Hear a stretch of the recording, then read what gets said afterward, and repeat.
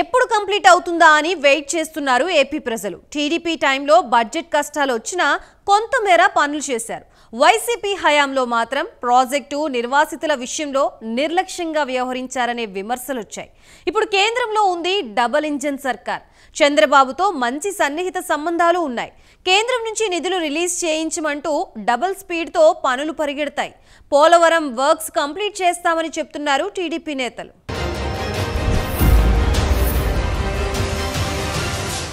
AP ప్రజల జీవనాడి పోలవరం. గోదావరి మాదిరిగానే దీని జర్నీలో ఎన్నో మలుపులు. దశాబ్దాలుగా కలలు కన్న కళ ఇంకా సాకారం కాలేదు. ప్రభుత్వాలు మారుతున్నాయి, పాలకులు మారుతున్నారు, కానీ పనులు మాత్రం స్పీడ్గా సాగడం లేదు. అసలు పోలవరం ప్రాజెక్టు ఎప్పటికి పూర్తవుతుందో చెప్పలేని సిచ్యువేషన్. పోలవరంకి డెడ్ లైన్లు లేవు అనే విధంగా మారింది. ప్రాజెక్టు స్టోన్ పడి కొన్నేళ్లు గడుస్తున్నా ఇప్పటి వరకు అందుబాటులోకి రాలేదు.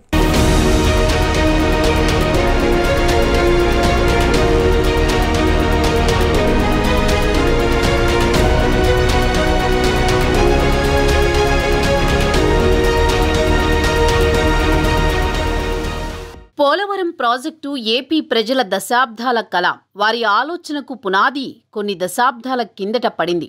1941లో నాటి నీటిపారుదల ఇంజనీర్ ఎల్ వెంకటకృష్ణ అయ్యర్ పోలవరం సమీపంలో గోదావరిపై రిజర్వాయర్ నిర్మాణానికి సంబంధించి ప్రతిపాదనలు సిద్ధం చేసి నివేదికను రూపొందించారు. ఈ ప్రాజెక్టుకు రామపాద సాగర్ అని పేరు పెట్టారు. దీని అంచనా వ్యయం 129 కోట్లు. విశాఖపట్నం, తూర్పుగోదావరి జిల్లాల అవసరాలకు నీటి తరలింపు, పశ్చిమ గోదావరి, కృష్ణా జిల్లాల సాగు, తాగునీటి అవసరాలను తీరుస్తుందని భావించారు. విజయవాడ నుంచి గుండ్లకమ్మ నది వరకు మరో 140 కిలోమీటర్ల కాలువ నిర్మించడం ద్వారా దీని ప్రధాన లక్ష్యాలు. రామపాద సాగర్ ప్రాజెక్ట్ డిజైన్ పూర్తయినప్పటికీ నిర్మాణపరంగా అడుగు ముందుకు పడలేదు. పోలవరం నిర్మించాలన్న ప్రాంతంలో భౌగోళిక పరిస్థితులు అనుకూలంగా లేవని, డ్యాం కట్టాల్సిన చోట ఎంతో లోతుకు వెళ్తే కానీ భూమిలో గట్టితనం ఉండడం లేదని, మరోవైపు కొండలు గుట్టలు ఖర్చును తట్టుకునే పరిస్థితి లేక అప్పటి ప్రభుత్వాలు దీనిపై ముందడుగు వెయ్యలేదు.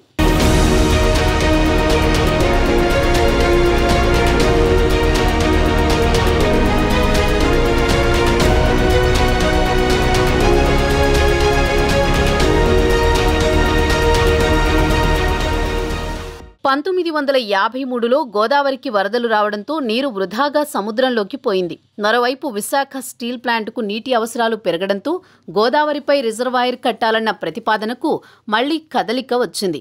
ఇందులో భాగంగా ఇతర రాష్ట్రాలతో కొన్ని ఒప్పందాలు జరిగాయి. 1976లో పోలవరం ప్రాజెక్టుకు సంబంధించి కొత్త ప్రతిపాదనలు సిద్ధం చేశారు. 1981లో అప్పటి సీఎం టి అంజయ్య పోలవరం ప్రాజెక్టుకు శంకుస్థాపన చేశారు. అనేక రకాల పరిశీలనల తర్వాత 1986లో తుది నివేదికను రూపొందించారు. 1985-86 ధరల ప్రకారం ఈ ప్రాజెక్టు వ్యయం 2665 కోట్లుగా అంచనా వేశారు. తర్వాత వచ్చిన ప్రభుత్వాలు పట్టించుకోలేదు. 2004లో వైఎస్ రాజశేఖర రెడ్డి అధికారంలోకి వచ్చాక పోలవరం ప్రాజెక్టుపై కదలిక వచ్చింది.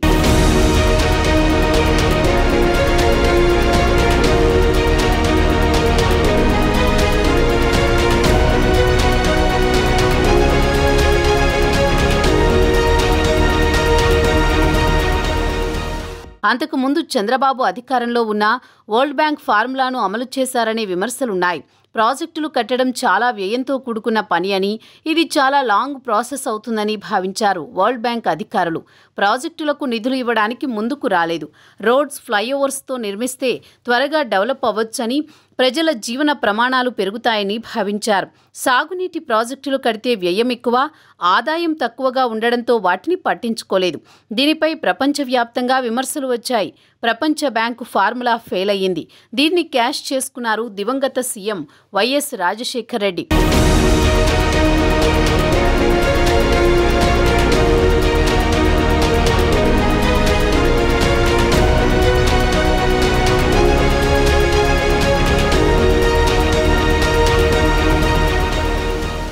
ఏళ్లు గడుస్తున్నా పోలవరం ప్రాజెక్టు 2 అడుగులు ముందుకి 3 అడుగులు వెనక్కి అనే చందంగా మారింది.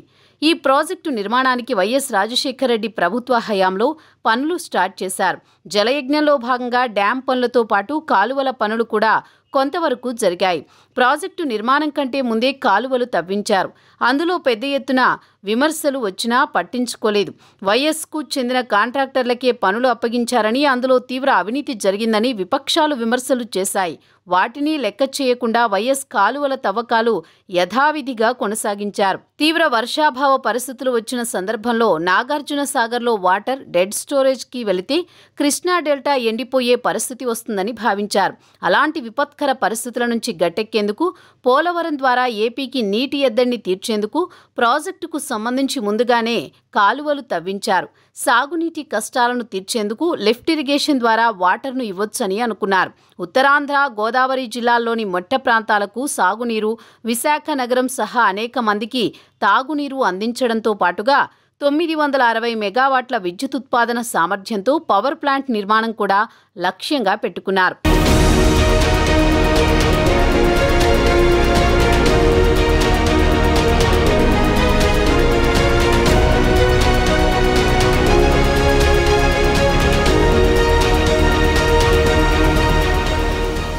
రెండు 2013లో ఆంధ్రప్రదేశ్ పునర్విభజన చట్టంలో పోలవరం ప్రాజెక్టుకి జాతీయ హోదా దక్కింది.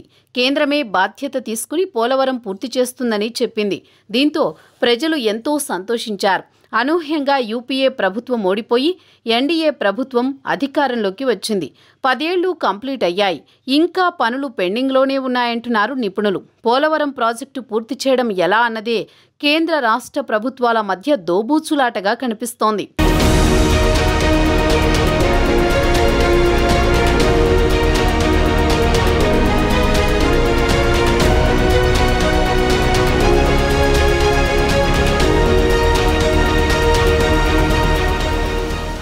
రెండు 2014లో అధికారంలోకి వచ్చిన టీడీపీ పట్టిసీమ ద్వారా కృష్ణా డెల్టాకు సాగునీటిని అందజేసింది. పోలవరం ప్రాజెక్టు నిర్మాణాన్ని పరుగులు పెట్టించారు. ప్రతి వారం పోలవరం పేరిట సమీక్షలు నిర్వహించి అన్ని సమస్యలను స్వయంగా పరిష్కరిస్తూ పనులన్నీ వేగంగా జరిగేందుకు కృషి చేశారు. ప్రధాన డ్యాం సైతం 64% పైగా కంప్లీట్ అయింది. ఉమ్మడి రాష్ట్రంలో ఉన్నప్పుడు అంటే 2014కు ముందు పోలవరం ప్రాజెక్టుపై 4730 కోట్లకు పైగా ఖర్చు చేశారు. ఆ తర్వాత చంద్రబాబు హయాంలో 10,649 కోట్లకు పైగా ఖర్చు చేశారు. 2019లో జగన్ ప్రభుత్వం వచ్చాక 5,877 కోట్లు మాత్రమే ఖర్చు చేశామని వైసీపీ నేతలు చెప్పారు. ప్రాజెక్టు పనులను ఆలస్యం చేయడంతో పోలవరం చుట్టూ అనేక సమస్యలు చుట్టుముట్టాయి. డయాఫ్రమ్ వాల్ కొత్తది నిర్మించాలా, ఇప్పటికే ఉన్నదానికి మరమ్మత్తు చేస్తే సరిపోతుందా అన్నది నిపుణులు తేల్చాల్సి ఉంది. ఎగువ దిగువ కాపర్ డ్యాంల సీపేజీని పరిష్కరించాలి. కేంద్రంతో మాట్లాడి రెండో డీపీఆర్ సాధించాల్సి ఉంది. చంద్రబాబు ప్రభుత్వ నిరంతర పర్యవేక్షణలో ఈ ప్రాజెక్టు వేగంగా అడుగులు వేస్తే రాష్ట్ర వ్యవసాయ రంగం రూపురేఖలు మారుతాయని రైతులు ఆశాభావంతో ఉన్నారు.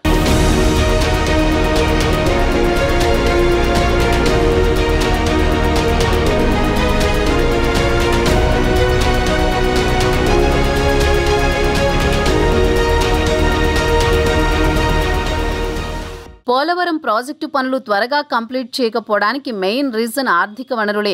ప్రాజెక్టు పూర్తి చేసేందుకు అవసరమైన నిధులను చట్టం ప్రకారం కేంద్రమే అందించాలి. కానీ అరకొర నిధులు విడుదల చేయడంతో నిర్మాణం ఆలస్యమవుతూ వస్తోంది. ఖర్చులు ఏటేటా పెరుగుతున్నాయి. 2016లో కేంద్రంతో సంబంధం లేకుండా పోలవరం నిర్మాణ బాధ్యతలను వేగంగా పూర్తి చేస్తామన్నారు చంద్రబాబు. పనులు పూర్తయిన తర్వాత సెంట్రల్ నుంచి ఫండ్స్ తీసుకుంటామని చెప్పారు. అందుకు తగ్గట్టుగా పనులు చేశారు. కానీ కంప్లీట్ చేయలేకపోయారు. ఇప్పుడు మరోసారి టీడీపీ ప్రభుత్వమే వచ్చింది.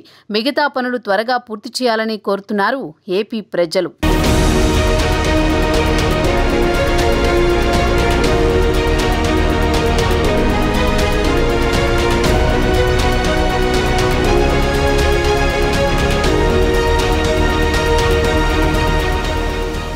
పోలవరం ప్రాజెక్టు ఏపీకి వరం అనడంలో రెండో మాట లేదు. జాతీయ ప్రాజెక్టుగా ప్రకటించిన నిధుల విడుదలలో ఆలస్యం జరుగుతోంది. సాగు, తాగునీటి, విద్యుత్ ఉత్పత్తి అవసరాలతో పాటు పారిశ్రామిక అవసరాలు తీర్చేలా ప్రాజెక్టుని డిజైన్ చేసిన అనుకోని విధంగా ఆలస్యంతో ఎప్పటికప్పుడు కథ మళ్లీ మొదటికొస్తోంది.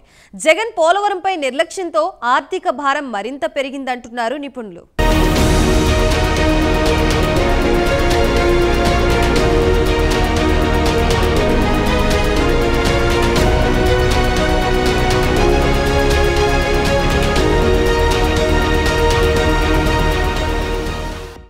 పోలవరానికి జాతీయ ప్రాజెక్టు హోదా ఉన్నా కేంద్రం నుంచి కావలసినంత వేగంగా నిధులు రిలీజ్ కావడం లేదనే వాదన ఉంది.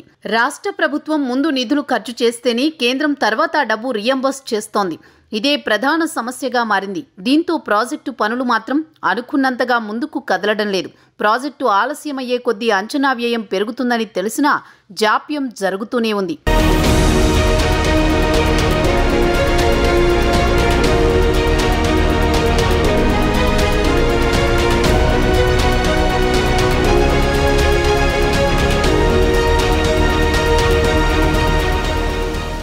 పోలవరం ప్రాజెక్టు ఎప్పటికీ పూర్తవుతుందనే ప్రశ్నకు మాత్రం సమాధానాలు మారుతున్నాయి. ఇప్పటికీ పలుసార్లు గడువులు మారాయి, కానీ ప్రాజెక్టు మాత్రం పూర్తి కాలేదు. ప్రాజెక్టు పూర్తయి తమకు నీళ్లెప్పుడొస్తాయా అని లక్షలాది మంది రైతులు ఆశగా ఎదురుచూస్తున్నారు. విభజన తర్వాత 2014లో ఏపీలో టీడీపీ అధికారంలోకి రావడంతో ప్రాజెక్టు పూర్తయ్యేందుకు సరైన నిధులు లేవు. ఆర్థిక కష్టాలు ఉన్నా సాధ్యమైనంత వరకు ప్రాజెక్టు పనులు శరవేగంగా కొనసాగాయి. కేంద్రం సహకారం లేకపోయినా 70%కు పైగా పనులు కంప్లీట్ చేశారు చంద్రబాబు. జగన్ ప్రభుత్వం అధికారంలోకి రావడంతో టీడీపీ హయాంలో పోలవరం పనుల్లో అక్రమాలు జరిగాయని గగ్గోలు పెట్టిన జగన్ పోలవరం విషయంలోనూ రివర్స్ టెండరింగ్ చేపట్టింది. ఒక్క పోలవరం విషయంలో 782 కోట్లు ఆదా అయిందని చెప్పింది. హైడల్ పవర్ ప్లాంట్ ప్రధాన కాంక్రీట్ పనులకు ఒకే కంపెనీకి అప్పగించింది.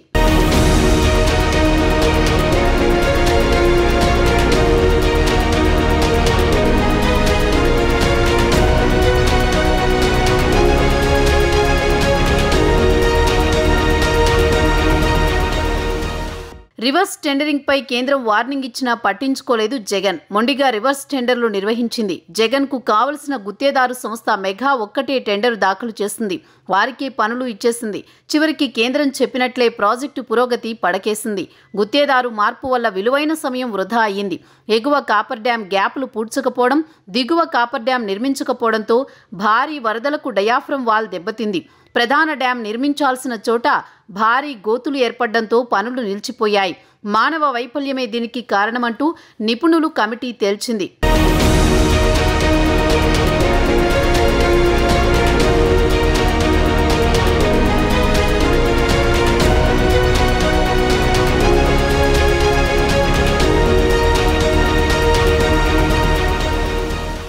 జగన్ ప్రభుత్వ హయాంలో నిర్మించిన గైడ్ బండ్ సైతం కుంగిపోయింది. నాణ్యత లేని నిర్మాణం, ఆకృతులకు తగినట్లుగా నిర్మించకపోవడమే కారణమని కేంద్ర అధ్యయన కమిటీ తేల్చి చెప్పింది. ఎగువ దిగువ కాపర్ డ్యాంల గ్యాప్లు సక్రమంగా నిర్మించి ఉంటే ప్రధాన డ్యాం వైపు వరద నీరు వచ్చి ఉండేది కాదు. వాటి సీపేజీ అంచనాలకు మించడంతో ప్రధాన డ్యాం ప్రాంతమంతా నీటితో నిండిపోయింది. సీపేజీపై తాము ముందే హెచ్చరించినా వైసీపీ పట్టించుకోలేదని కేంద్ర నిపుణులు తప్పుబట్టారు. కాపర్ డ్యాంల ఎత్తును పెంచకపోవడం వల్లనే డయాఫ్రమ్ వాల్ దెబ్బతిన్నదన్న వాదనను తెరపైకి తెచ్చారు. 2019 నవంబర్లోని కొత్త కాంట్రాక్టు సంస్థ పనులు ప్రారంభించి ఎర్త్కమ్ రాక్ఫిల్ డ్యాం నిర్మాణాన్ని చేపట్టి ఉంటే 2021 నాటికే ప్రాజెక్టు పూర్తయి ఉండేది. కానీ జగన్ పోలవరాన్ని పట్టించుకోలేదని విమర్శిస్తున్నారు ప్రజలు.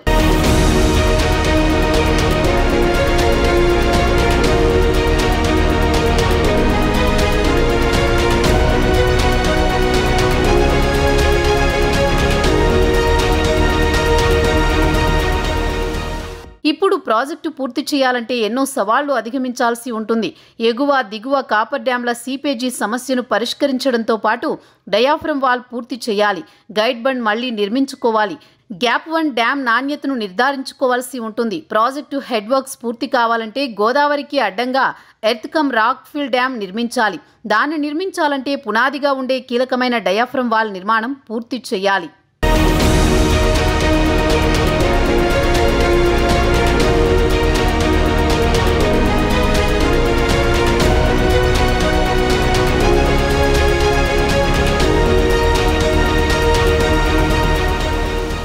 పోలవరం ముంపు ప్రాంతాల్లోని గ్రామాల ప్రజలకు ఇంకా పరిహారం అందలేదు. సారవంతమైన భూముల్ని తక్కువ ధరకే తీసుకున్నా ఇంతవరకు వారికి న్యాయం చేయలేదు. పరిహారం చెల్లించాలని తమ గోడుని వెళ్లబోసుకుంటున్నారు. అదిగో ఇదిగో అంటూ కాలయాపన చేయడమే కానీ వారికి ఇంతవరకు నష్టపరిహారం చెల్లించలేదు. పునరావాస కాలనీలు చేపట్టలేదనే విమర్శలు ఉన్నాయి.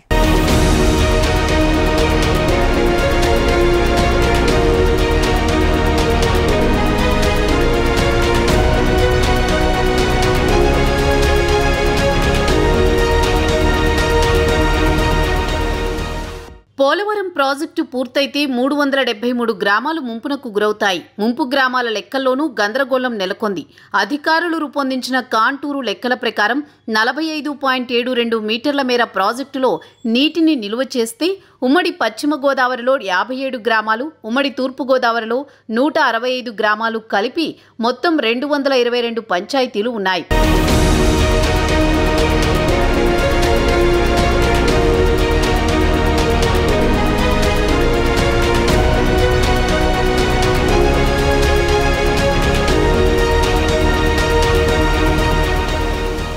పోలవరం నిర్మాణానికి భూములు, ఇళ్లు కోల్పోయి కట్టుబట్టలతో బయటకు వచ్చిన నిర్వాసితులు ప్రభుత్వం, అధికారుల నిర్లక్ష్యంతో పడరాని పాట్లు పడుతున్నారు. పరిహారంతో పాటు పునరావాసం కోసం కాళ్లరిగేలా అధికారుల చుట్టూ తిరిగినా ప్రయోజనం లేక అనేక గ్రామాల ప్రజలు విసుగు చెందారు.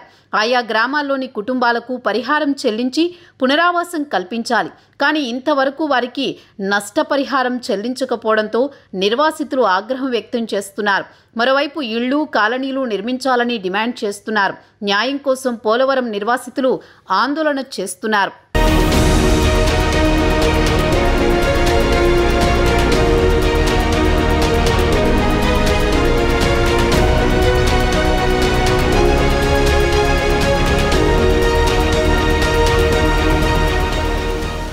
రెండు 2013 నాటి లెక్కల ప్రకారం భూసేకరణకు 5,035 కోట్లు, పునరావాసం కోసం 7,278 కోట్లు ఖర్చవుతుందని చెప్పింది కేంద్రం. ప్రస్తుతం అంచనాల ప్రకారం ఇది దాదాపు 30,000 కోట్లకు పైమాటేనని చెబుతున్నారు అధికారులు. అందులో కేవలం 5,000 కోట్ల వరకు మాత్రమే ఖర్చు చేశారు. దాంతో R&R వ్యవహారమే ఇప్పుడు అతిపెద్ద ఖర్చుగా కనిపిస్తోంది.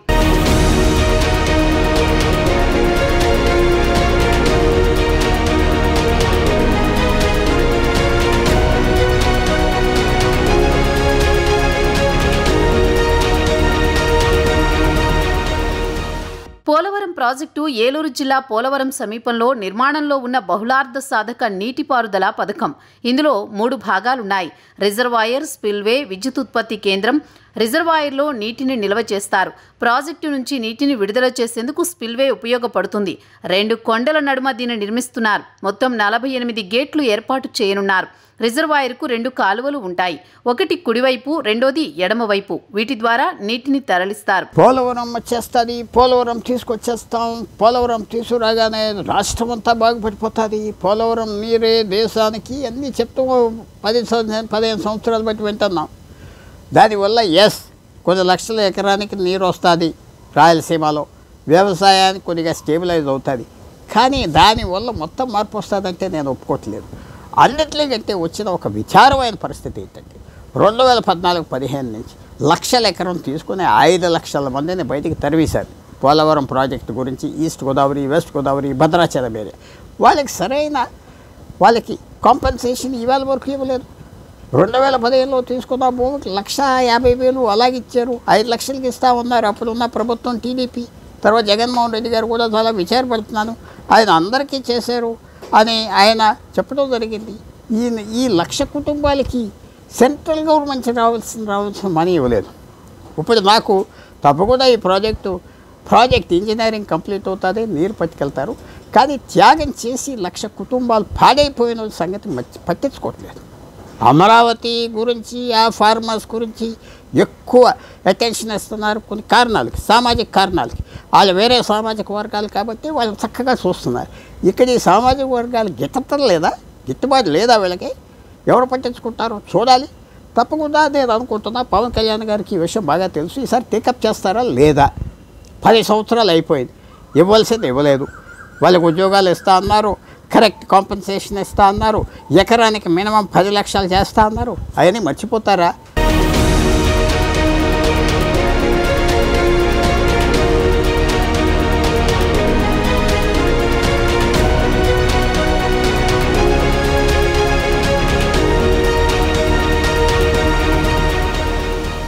ఎడమ కాలువ 181.50 కిలోమీటర్ల పొడవు ఉంటుంది. తూర్పు గోదావరి, విశాఖపట్నం జిల్లాల్లో దాదాపు 4 లక్షల ఎకరాలకు సాగునీరు అందిస్తామని చెబుతున్నారు. అలాగే విశాఖపట్నం నగరానికి తాగునీరు ఇవ్వనున్నారు. ఈ కాలువను జల రవాణాకు కూడా ఉపయోగించనున్నారు. కుడి కాలువ 174 కిలోమీటర్ల పొడవు ఉంటుంది. పశ్చిమ గోదావరి, కృష్ణా జిల్లాల్లో దాదాపు 3 లక్షల ఎకరాలకు సాగునీరు అందించనున్నారు. 2014లో రాష్ట్రం వెళ్ళిపోయిన తర్వాత పోలవరం అనే పేరు పెట్టి చంద్రబాబు నాయుడు గారు శంకుస్థాపన చేశారు. ఈ 10 ఏళ్ళుగా నిర్లక్ష్యపు నీడలలో పోలవరం ఉంది. ఇప్పటికైనా సరే మన అవసరం వాళ్ళకుంది, వాళ్ళ అవసరం మనకుంది కనుక ఇప్పటికైనా సరే ఉపాయంగా పోలవరం ప్రాజెక్టుకు అవసరమైన ఎస్టిమేషన్స్ పెంచుకొని 18-19 బడ్జెట్లు కాకుండా 2024 సరిపడా బడ్జెట్ను ఏర్పాటు చేసుకొని వీలైన త్వరగా ఇప్పుడైతే జూలై 2025కు ఈ పూర్తి కావాలని పెట్టుకున్నారు. అప్పటికన్నా పూర్తి చేస్తారా, చేయాలంటే ఎన్ని పనులు చేయాలి, ఏ రకంగా చేయాల్సిన అవసరం ఉన్నది. అందుకనే ఇవాళ డబుల్ ఇంజన్ సర్కార్ కొత్త కాదు, కానీ ఇప్పుడున్న అవసర రీత్యా కేంద్ర ప్రభుత్వం వెంటనే చర్య తీసుకొని ఈ పోలవరం పూర్తి చేస్తారని ఆశిస్తున్నాం. దాని తర్వాత అమరావతి కూడా ఏకైక రాజధాని అమరావతి అనే నినాదంతో ఇవాళ ఈ కూటమి అధికారంలోకి వచ్చింది కనుక అమరావతి నిర్మాణాన్ని కూడా, ఎందుకంటే ఈ రెండింటికి విభజన చట్టం ప్రకారం అది జాతీయ హోదా పోలవరంకి ఇచ్చారు. అమరావతి నిర్మాణాన్ని కూడా పూర్తి స్థాయి నిధులిస్తామని అన్నారు. కానీ పోలవరానికి ఒక పెద్ద అవరోధం ఏంటంటే మెల్లమెల్లగా అంటే ఎస్టిమేషన్స్ పెరుగుతున్నాయి. 10 ఏళ్ళు 20 ఏళ్ళు ఆలస్యమైన కొద్దీ అప్పుడుంటే 10,000 కోట్లతో ఏది ఇవాళ 50,000 కోట్లు కూడా సరిపోవడం లేదు. కనుక ఎస్టిమేషన్స్ పెంచడం. ఇంకోటి మనకు ప్రధానమైన అవరోధం ఏంటంటే ఈ పోలవరం ముంపు గ్రామాలు, ముంపు మండలాలు ఏవైతే ఉన్నాయో నిర్వాసితుల సమస్య కూడా పెద్దది. వాళ్ళ నిర్వాసితులకే సుమారు 25,000 కోట్ల నుంచి 30,000 కోట్ల రూపాయలు అవసరం ఉంది. కనుక పోలవరం నిర్మాణానికి మేము సహకరిస్తాం, కానీ ఈ నిర్వాసితుల సంగతి మాకు అవసరం లేదు, నిర్వాసితులు రాష్ట్ర ప్రభుత్వం చూసుకోవాలని కేంద్ర ప్రభుత్వం అంటుంది. అది సమస్య ఏంటంటున్నది.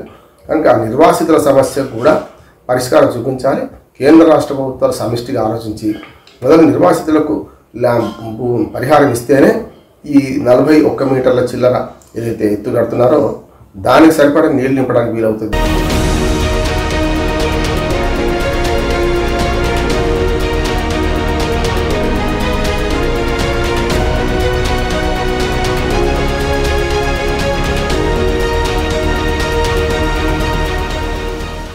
జగన్ పోలవరాన్ని పట్టించుకోకపోవడంతో ఆర్థికంగా భారీ నష్టాన్ని చేకూర్చిందంటున్నారు టీడీపీ నేతలు. ప్రధాన డ్యాంలోని కీలకమైన కట్టడాలు దెబ్బతినడంతో పునర్నిర్మాణానికి డిజైన్ల కోసం ఈ ఏడాది చివరిదాకా ఆగాల్సిన పరిస్థితి ఏర్పడింది. పోలవరం ప్రధాన కట్టడాలు దెబ్బతినడంతో ప్రత్యామ్నాయ పునర్నిర్మాణ పనుల డిజైన్లను ఆమోదించడం కోసం అంతర్జాతీయ నిపుణులను కేంద్ర జలశక్తి శాఖ గుర్తించింది. పోలవరం ప్రాజెక్టు అథారిటీ ద్వారా ఈ ఎంపిక ప్రక్రియను చేపట్టింది. అయితే పీపీఏ వారికి ఇంకా నియామక ఉత్తర్వులను ఇవ్వలేదు. ఎన్నికల ప్రక్రియ ముగిసినందున ఈ నిపుణులకు నియామక పత్రాలను ఈ నెలాఖరులోగా ఇచ్చే వీలుందని జలవనరుల శాఖ వర్గాలు చెబుతున్నాయి. వారిని నియమిస్తేనే పలు డిజైన్లకు ఆమోద ముద్ర పడుతుంది.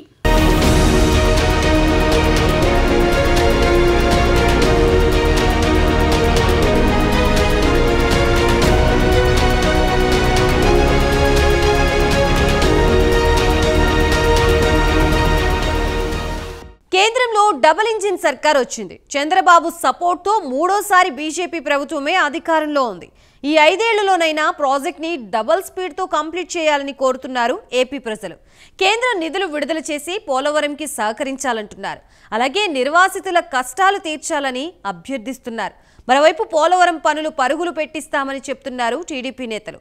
అదే జరిగితే ప్రజల కల సాకారం అయ్యేందుకు ఎంతో దూరం లేనట్లుగా తెలుస్తోంది.